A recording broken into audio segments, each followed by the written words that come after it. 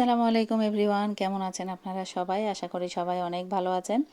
ঈদের ছুটি শেষে এখন আবার পুনরায় জীবন যুদ্ধে সবাই ফিরে গেছে। তো ঠিক তেমনি বাচ্চাদেরকে নিয়ে আজকে চলে যাচ্ছি স্কুলে। তো ছোটোটাকে স্কুলে ড্রপ করে দিয়ে আমি আরেকজনকে নিয়ে কোচিংয়ে চলে যাব।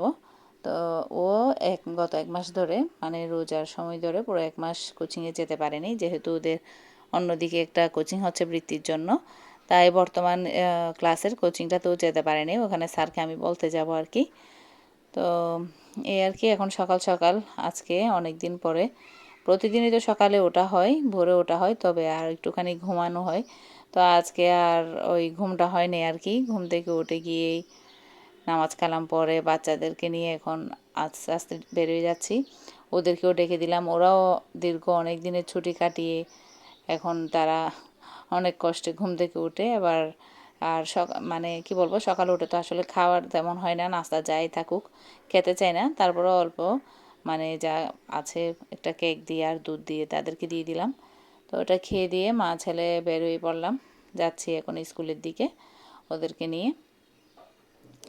আসলে স্কুলের সময়টা সকালে উঠতে যদিও একটু কষ্ট হলেও এই সময়টা খুব বেশি ভালো লাগে।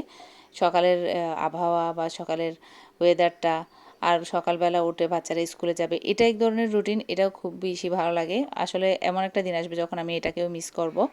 এখনও অলরেডি করছি, যখন বাচ্চারা আরও ছোট ছিল, ছোটোকালের ছোট সময়ের রুটিন ছিল একরকম, এখন আস্তে আস্তে বড় হচ্ছে, এখন রুটিন হয়ে গেছে অন্যরকম।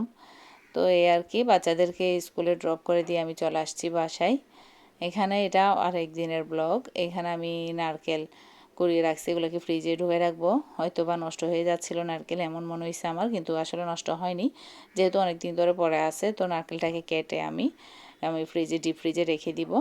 আর এখানে দুপুরের খাবারের জন্য, এটা আমার ছেলেদের খুব বেশি পছন্দের খাবার, আলু ভর্তা। আলু ভর্তা, ডাল, এটা তৈরি করে নিচ্ছি। আর এইভাবে আমি চনার ডালকে ব্লেন্ড করে দিয়ে তৈরি করি, খুব বেশি মজার হয়। আর এখানে আমার কিছু গেস্ট আসছিল, ওটা ওরা যাওয়ার পর, আসলে গেস্ট থাকলে মানুষের সামনে আসলে ব্লগ করাটা, শ্যুট করাটা ভালো লাগে না। তো এখানে আমি ঢেঁড়স ভাজি করে নিচ্ছিলাম। তো এখন যেহেতু রোজা রাখছি, তো মানে প্রতিদিন চেষ্টা করি একটা ভাজি বা মাছ মাংস, রোজা না রাখলেও আমাদের বাসায় সবসময়, আমার বাসায় মাছ মাংসের পাশাপাশি একটা ভাজি বা সবজি কিছু একটা সবসময় থাকে। তো এখানে সকালবেলা বাচ্চাদের আমি, এটা আরও একদিনের ব্লগ, এখানে আমি 3 দিনের ব্লগ একসাথে করে শেয়ার করছি। তো এই দিন ছিল ছুটির দিন, স্কুল খোলার আগের দিন। এখানে বাইরে থেকে পরোটা, ডাল ভাজি এগুলো এনে আমি ছেলেদেরকে সার্ভ করে দিচ্ছিলাম, আর হাজব্যান্ডকেও দিচ্ছিলাম। তো এই আর কি, এখানে একটা মাংসের ঝোল ছিল। আচ্ছা, আসলে বাচ্চারা মানে কি বলবো, মানে চনার ডাল বা মুগ ডাল এই সমস্ত ইয়ার চাইতে ওরা বাসায় যদি মাংস থাকে, মাংসের ঝোল থাকে, এগুলো দিয়েই খেতে বেশি পছন্দ করে। তো ওদেরকে বলছিলাম টেবিলে আসো, টেবিলে না এসে তারা বসে গেছে ওখানে কার্পেটের উপর। আচ্ছা যাক, তো এখানে আমি শাকটা ধুয়ে নিচ্ছিলাম। শাক অনেকবার করে ধুতে হয়, শাকে তো প্রচুর বালি থাকে। তো পালং শাকটা কয়েকদিন ধরে পালং শাকটা আনা হচ্ছে, আমি পালং শাকটা দিয়েই ইফতারের সময় একটু ভাত খাই, আর মাছ মাংস তো থাকেই। তো শাকটা খুব বেশি ভালো লাগে আমার, শাকটা ইদানিং আমি প্রতিদিন আনছি।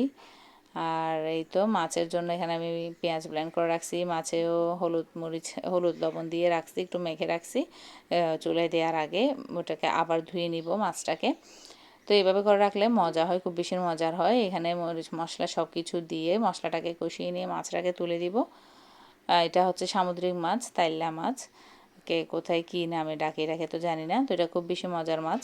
তো এখানে বেগুন টমেটো দিয়ে আমি এটাকে এখন ধনেপাতা দিয়ে নামিয়ে নিব, খুব বেশি মজার এটা মাছটা। তারপর এখানে আমি সবার লাস্টে শাকটাকেও রান্না করে নিব একসাথে। এই তো এখন রান্নাবান্না সব শেষ, সব কিছু করা শেষ একদম। আমার সব কিছু করা হলে একেবারে সবার লাস্টেই আমি শাকটাকে তুলে দিই আর কি। কিচেনও পরিষ্কার করা হয়ে গেছে, ভাতও হয়ে গেছে এদিকে, তারপরে ডালও করে ফেলছি, আরও যা যা রান্না আছে টুকিটাকি সব কিছু করা শেষ। তো এই তো মাছ রান্নাটাও খুব সুন্দর কালার আসছে, খুব খেতেও খুব বেশি মজার ছিল। তো এইভাবে করে সব কিছু গুছিয়ে নিয়ে, আসলে জীবন হচ্ছে বড় অদ্ভুত, সবসময় এটাই আমি মনে করি, যার আমি উপকার করব না বা যার জন্য আমি জীবনে কিছুই করব না, সে আমার কোনো দিনও কোনো ক্ষতি করতে পারবে না, বা আমার সে অমঙ্গল কখনো চাইবে না। যার জন্য আমি করে আসবো আজীবন, যাকে আমি দেখে আসবো, যার জন্য কষ্ট করব বা যার জন্য আমি কোনো না কোনো কিছু করব বা যার উপকার করব, সেই আমার ক্ষতি করবে বা সেই আমার কাছ থেকে মুখ ফিরিয়ে নেবে। আসলে এর জীবনের শিক্ষা, কারো কাছ থেকে আসলে কোনো কিছু আশা করা কখনো ঠিক না। একমাত্র আল্লাহ ছাড়া কেউ কারো আপন নয়। জীবনের শিক্ষা থেকে আমি এটাই, আমার এই শিক্ষাটা নিচ্ছি আমার এই অল্প জীবনে যতদিন বাঁচছি, আর কয় বছর বাঁচি তো জানি না, হায়াত মাত্র আল্লাহর হাতে, কিন্তু জীবনে অনেক বড় শিক্ষা পাইছি আমি। তো এই আর কি অবস্থা, আসলে মন খারাপ। এই খারাপ মন নিয়ে অনেক কিছু শেয়ার করে ফেললাম আপনাদের সাথে, বা বিভিন্ন খুব বেশি বড় বড় কথা বলে ফেলছি।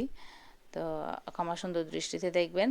এখানে এই মাছের চাটনিটা করে নিচ্ছি, এটা খুব বেশি মজার মাছ, বোম্বাইট্টা মাছ বলি আমরা এখানে, কোথায় কি বলে তো জানি না এটাকে।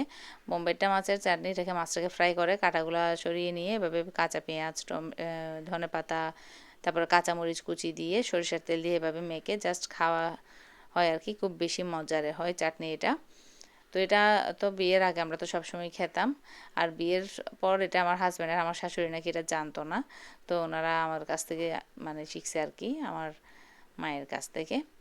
তো এই তো এখন আমরাও এটা সবসময় রেগুলার প্রায় সময় আনি, এটা আমার বাসায় প্রায় সময় এখন হয়, আর বাচ্চারা খুব বেশি পছন্দ করে এটা, খুব বেশি পছন্দের এটা ওদের।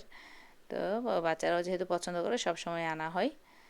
আর এমনিতেও ফার্মের মুরগি বা অন্যান্য ফার্মের মাছের চাইতে আমি মনে করি সামুদ্রিক মাছ সপ্তাহে 2বার খেলেও অনেক ভালো, অনেক পুষ্টিগুণ থাকে এর মধ্যে।